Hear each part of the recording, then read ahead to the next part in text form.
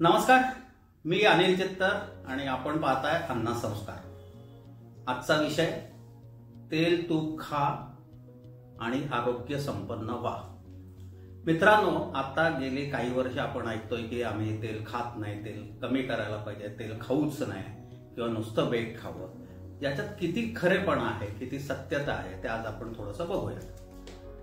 सर्वसाधारणपणे आपण किती तेल खावं दिवसातून, याला काही एक मानक आहे।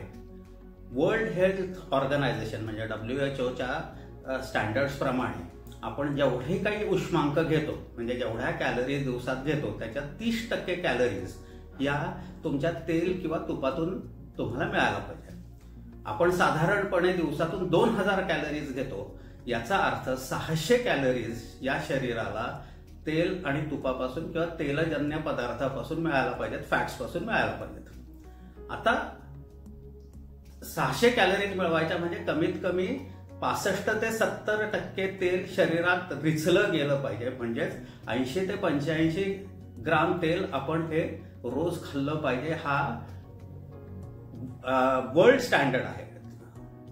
आता हे फॅट्स आपल्या शरीराला नक्की काय फायदे पोहोचवतात ते एकदा बघूयात। पहिला जो आपल्या सगळ्यांना माहिती आहे तो म्हणजे energy store.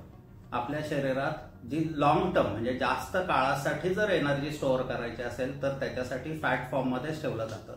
Short term store साठी आपण ग्लायकोजनचा नॉर्मली तयार होतं आणि ते स्टोअर केलं जातं, पण लॉंग टर्म स्टोअर साठी एनर्जी ही फॅटच्या फॉर्म मध्ये स्टोअर केली जाते आणि ती फार गरजेची असते। हा झाला पहिला। दुसरा, कोलेस्टेरॉल मॅनेजमेंट, म्हणजे जे कोलेस्टेरॉल तयार होतं शरीरात चुकीच्या पद्धतीने फॅट्स खाल्ल्यामुळे आणि त्याच्यामुळे जे सगळे प्रॉब्लेम होतात आपल्या सगळ्यांना माहिती आहे, ते आता मी रिपीट करत नाही। पण ते जर डिझॉल्व्ह करायचं असेल तर कोलेस्टेरॉल डिझॉल्व्ह करायसाठी चांगलं फॅट म्हणजे चांगलं तेल तूप म्हणजेच ओमेगा 3 हे फार महत्वाचं आहे। तर त्याच्यासाठी कोलेस्टेरॉल मॅनेजमेंट जर तुम्हाला चांगल्या पद्धतीने करायचं असेल तर तेल तूप हे तुम्ही खाल्लंच पाहिजेत आणि त्याच्यातून तुम्हाला ओमेगा 3 हे मिळालंच पाहिजे। पुढचा तिसरा म्हणजे व्हायटॅमिन जे फॅट सोल्युबल विटॅमिन्स आहेत, A, D, E आणि K, हे सर्वसाधारणपणे अवयवांपर्यंत पोहोचवायसाठी जी कॅरियर सिस्टम असते ती फॅट बेस्ड आहे। त्याच्यासाठी हे पुन्हा तेल आणि तूप पाहिजेच आहे, त्याच्याशिवाय हे विटॅमिन्स ते अवयवांपर्यंत पोहोचले जात नाहीत आणि त्याच्यामुळे त्याचं कार्य चांगल्या पद्धतीने होत नाही।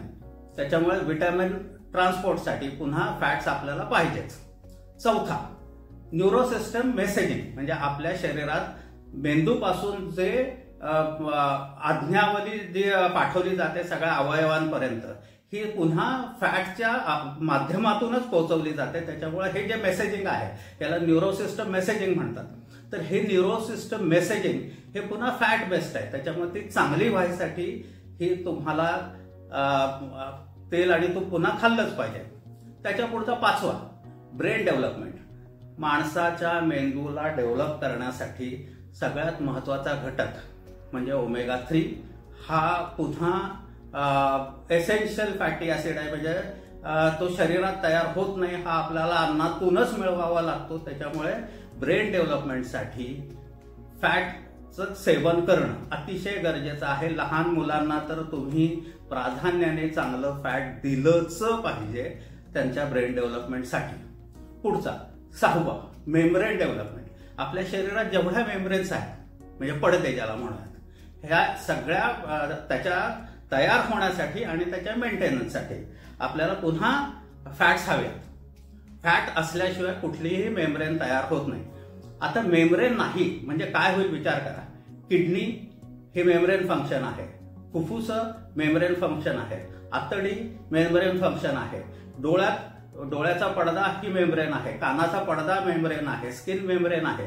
शरीर जेवढा तुम्हाला बेसिक हे आहे ऍक्टिव्हिटीज आहे ही चांगल्या पद्धतीने चालायसाठी तुम्हाला मेम्ब्रेनचं हेल्दी असणं फार गरजेचं आहे आणि ही मेम्ब्रेन हेल्दी ठेवायचं म्हणजे ती तयारही करायचं आणि त्याला मेंटेनही करायचं। याच्यासाठी तुम्हाला पुन्हा चांगल्या फॅट ज्याला म्हणता येतं ते तुम्हाला लागतंच। त्याच्यामुळे मेम्ब्रेन डेव्हलपमेंटसाठी फॅट हे पाहिजेच पाहिजे। त्याच्या पुढचा सातवा मुद्दा हार्मोन बॅलन्सिंग म्हणजे आपल्या शरीरात जे वेगवेगळे हार्मोन्स तयार होतात त्या हार्मोनला रेग्युलेट करायसाठी जी सिस्टम आहे ती सिस्टम पुन्हा फॅट बेस्ड आहे. तर ही सगळे हार्मोन्स हे रेग्युलेट करण्यासाठी जे तुम्हाला फॅट्स पाहिजेत हे सगळे तुमच्या तेल आणि तुपातूनच मिळणार आहे. त्याच्यामुळे हार्मोनच्या बॅलन्सिंगसाठी तेल तूप पाहिजे. हार्मोनचं बॅलन्सिंग म्हणजे अगदी तुमचा तुम्ही वागता कसे, बोलता कसे, तुमचं ओव्हरऑल डिप्रेशन हा पुन्हा हार्मोनशी निगडित हे आहे. तुमचं खाण्याच्या सवयी ह्या हार्मोनशी निगडित आहेत. त्याच्यामुळे हार्मोन बॅलन्सिंग हा अतिशय महत्वाचा भाग आहे जो फॅटने रेग्युलेट केला जातो. त्याच्यामुळे तुम्ही चांगल्या प्रतीचं फॅट हे रोज खाल्लंच पाहिजे. 8वा मुद्दा सॅशिटी म्हणजे जेवण संपत आल्यानंतर मला आता पुरे, माझं पोट भरलं आणि किंवा मी तृप्त झालो हे फील येण्यासाठी जो भाग असतो त्याला सॅशिटी म्हणतात. हा पुन्हा तुपातून किंवा तेलातून मिळतो, मुख्यतः साजूक तुपातून मिळतो. त्याच्यामुळे आपण एका ठराविक लेवलला जाऊन जेवण थांबवतो.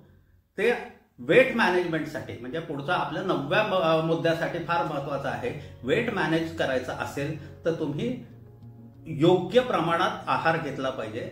बऱ्याच वेळा एन्झायटीमुळे किंवा खूप जास्त विचार केल्यामुळे माणूस खात राहतो आणि कुठे थांबायचं त्याला कळत नाही.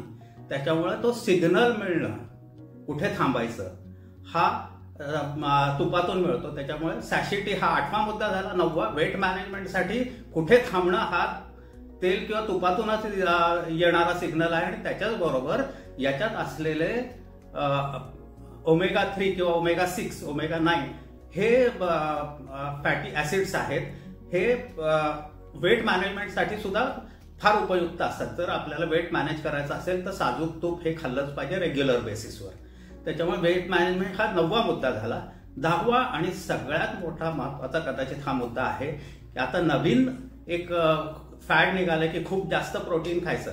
खूप जास्त प्रोटीन खाल्ल्यामुळे एक नवीनच आजार तयार झाला ज्याचं नाव आहे अमायलॉइड डिसीज. म्हणजे हे प्रोटीन आहे शरीरात वेगवेगळ्या अवयवावर जाऊन साचतं आणि हे साचलेलं अमायलॉइड्स ही प्राणघातक आहे. अगदी 6 महिन्यात सुद्धा माणूस मरू शकतो आणि याची उदाहरणं आपण बघतोय.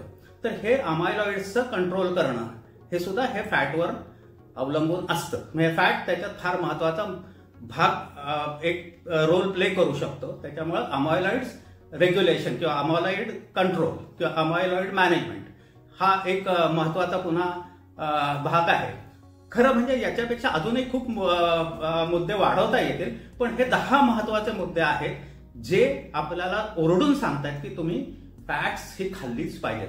तर आपण इथे थांबूयात की जर तुम्हाला चांगलं निरामय आयुष्य जगायचं असेल तर तुम्ही 80 ते 85 ग्राम तेल किंवा तूप हे खाल्लंच पाहिजे.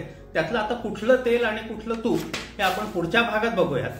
मित्रांनो, तुम्हाला जर वाटलं की हा विषय आपल्याला आवडतोय, त्याच्याबद्दल आणि ऐकायचं तर लाईक करा, शेअर करा आणि याच्यावर तुम्हाला काही इंटरॅक्ट करायचं असेल तर सबस्क्राईब करा.